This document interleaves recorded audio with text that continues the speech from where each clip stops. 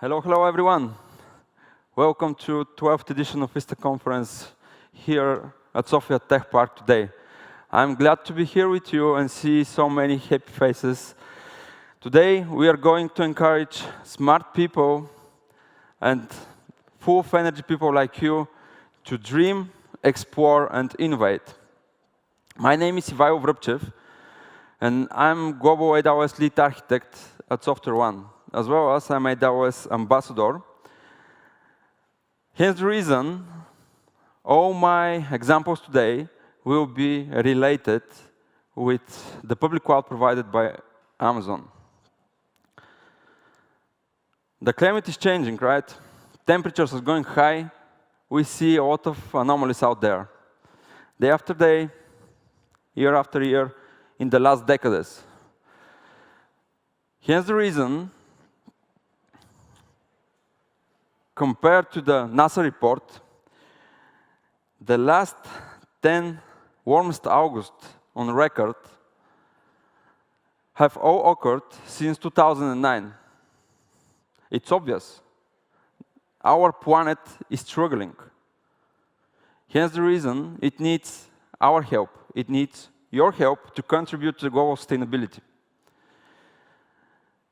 Let me see how many of you are doing something in that space.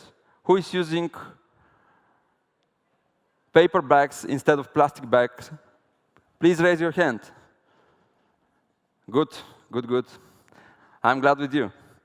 How many of you are driving electric vehicles? Yeah, they're quite expensive, huh? Hope we'll see them soon on the comparable market with other vehicles, but we'll see how it goes. All right. The other things that we can do is eat less red meat. At least my wife is telling me that. I know, like IT person, it's quite tricky because most of us like burgers, right? So this is one of the things that I am still refusing to do, but know that it can contribute to the global sustainability a lot. At the moment, there are 4 areas of focus that we can contribute to. Decarbonization, water, where our ultimate goal is to consume less and keep clean the water. Social responsibilities, know your supply chain and what the companies that we're working with, they're doing, what their practices within the company. And last but not least, circular economy. A zero landfill is our North Star. Recycling, it's the next one. Let's see who of you is collecting its garbage separately for recycling. All right, very well. So we can continue in doing more and more, day after day, week after week, and improve our contribution to the global sustainability. Everyone is responsible for that. But there are big players in the market today that are putting giant effort to improve the overall situation in the world. Public cloud providers, for example, are one of those. Amazon committed to become net zero till 2040. Those are 10 years in advance before the agreement, the Paris Agreement that has been made a couple of years ago. The ultimate goal for all the companies is to become net zero by 2050. That's the reason we have a lot of investments. Some of those probably are reasons for the energy crisis that we are seeing today, but we'll see in the future how it goes. Next important thing that AWS are investing in is to achieve this decarbonization is fully using renewable energy. At the moment, they're on their path for all process data centers around the world to use renewable energy by 2025, which is just 3 years ahead of us, and 5 years ahead by their commitment. They promised to do this in 2030, but they're almost fully renewable. Here's the reason. If we start using public cloud today, And the examples that I'm going to give you are related to AWS, but they can easily be translated to other public clouds as well, because those giant companies are putting same effort all over the world to improve the situation. If we use the public cloud today, we can improve our consumption of energy by up to 80% compared to conventional data centers. This is very important because all the resources are not unlimited, and using renewable energy is the key for us to improve.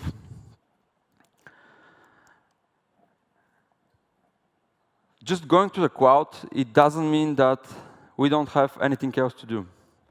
Last year, AWS announced shared sustainability responsible model, where we're talking about sustainability of the cloud.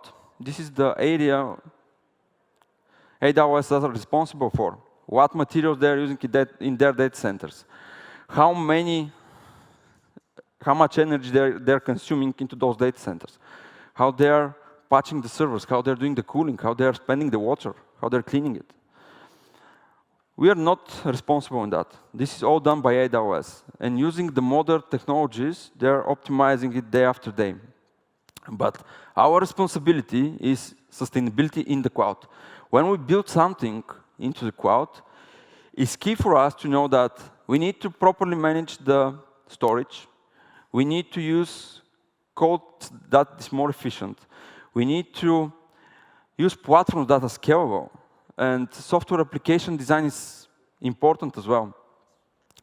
Data and the utilization is also very important for us. And we should focus on those elements while we are building our architectures. Since 2015, we have well-architected framework. I'm pretty sure that those of you that are using public clouds are familiar with well-architected. It had 5 pillars: operational excellence, security, reliability, performance efficiency, and cost optimizations.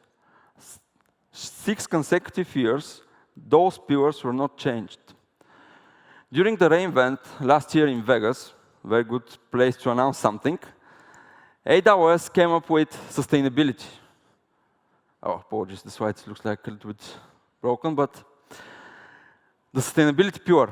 This shows us how serious AWS are taking the sustainability. In that pillar, we have 6 design principles that are helping us to streamline our architectures. Understand your impact is the key. Establish sustainability goals, and measure them and improve them day after day is very important for us in order to be able to understand and maximize the utilization of our architecture. Anticipate and adopt the new hardware and software is also the key, because things are changing. We should not use old architectures or hardware or software when there is a new one, modern one, that is consuming less power, it's more green, and help us to achieve better sustainability. If we rely on managed services that public cloud providers are giving to us, we are already inheriting all those practices implemented by their team. Reduce the downstream impact of your cloud workloads is also important for us. So following those 6 design principles, we can streamline our architectures. How many of you believe that sustainability living is expensive? Please raise your hand. Yeah, you're right. Most of the time, sustainability living is expensive because sustainable products are costing more than the conventional ones, because the raw materials are expensive and the technology is not advanced enough to help us to build something with less. We're in transition phase. I hope in next decades we will see this assumption to disappear and this to become the new normal. sustainability living is important. In the cloud, this is not true. Digital transformation means also sustainability transformation.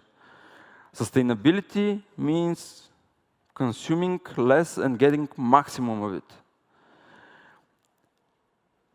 It's very important to understand that, because when we consume less, that means our cost is going to be decreased in the end. Where to start from?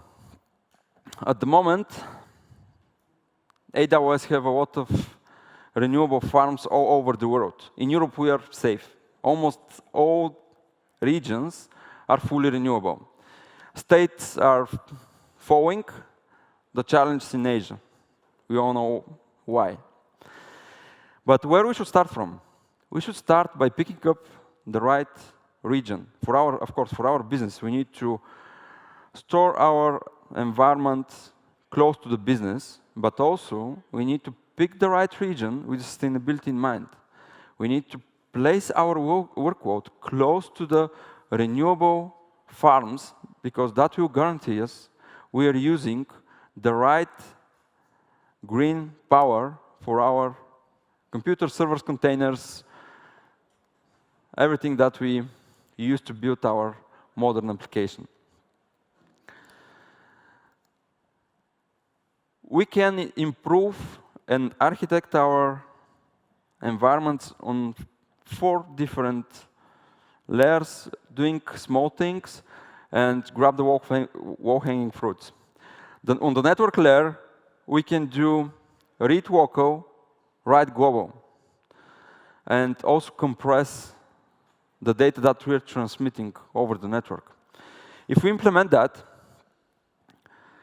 we will consume less energy and we will need less devices to transmit all our data all over the world. Next one is the storage.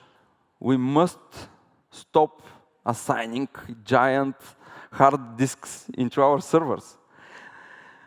On every project that I have been working till now, there was no case where at least one server had 100 times more space than it's actually consuming. This is a huge waste, right? If we have 1 terabyte and we're consuming 1 gigabyte, there is no sense to sit there. We need to remove it. We need to decrease that storage. By decreasing that storage, we will optimize the overall consumption. Data formats and compression are also key. For example, we need to compress, we need to use modern formats that are consuming less storage in the end. For example, columnar formats are consuming less storage compared to row-based. Packet for JSON, for example, and CSV, we can replace those formats based on our needs. Next one is the compute layer. Here, we can do a lot. The public cloud is built to be elastic. Pay as you go, you know what are the benefits there, but we need to properly architect them. We should not treat it as the next data center. We need to scale based on our demand.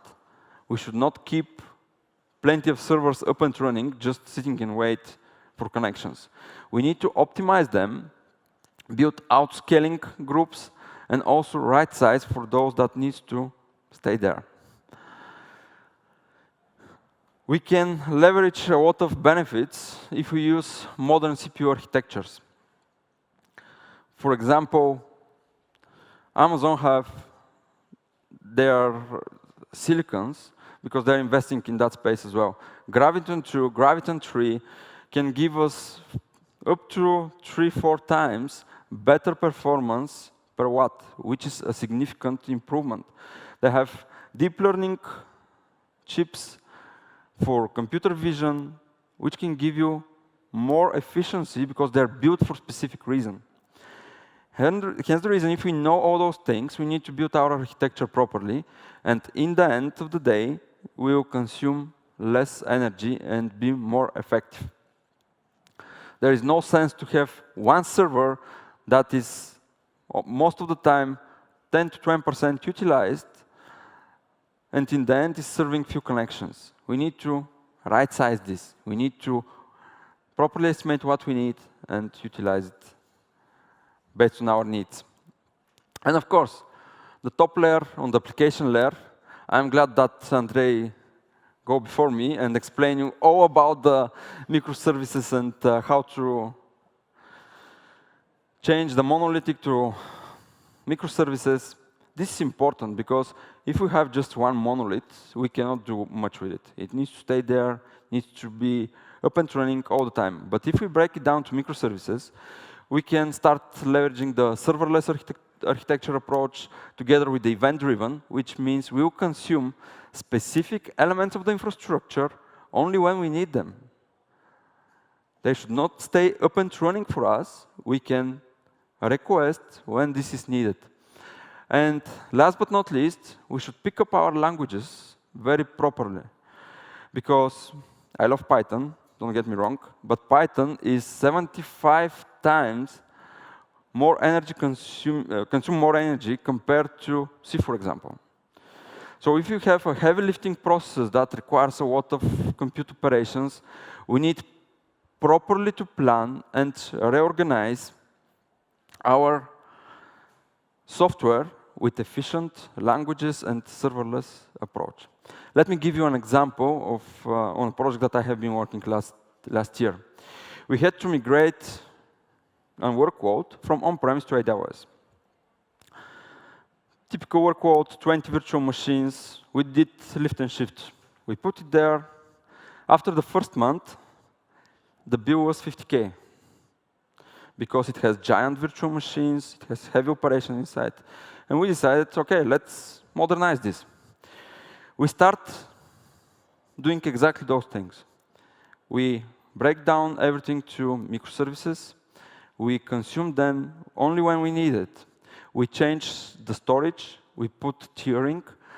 The frequently accessed data was on the hot storage. The infrequently accessed data was moved to colder storages down there. In the end, the result was quite good. We become more sustainable, but also we saved a lot of money. The next month, when we applied the modernized version, our bill had been decreased by 10 times.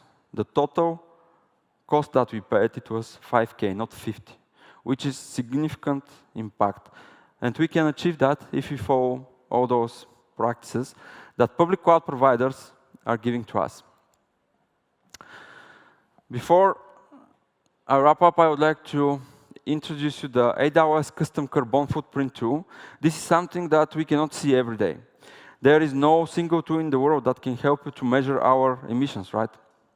But since last year, we have a tool that is helping us to see how many emissions we are saving by using AWS, and also how many emissions we are estimated to save and measure based on our improvements. So month after month, we can measure all the small changes that we are doing in our architecture, how they're looking in the end, and how we impact in the environment.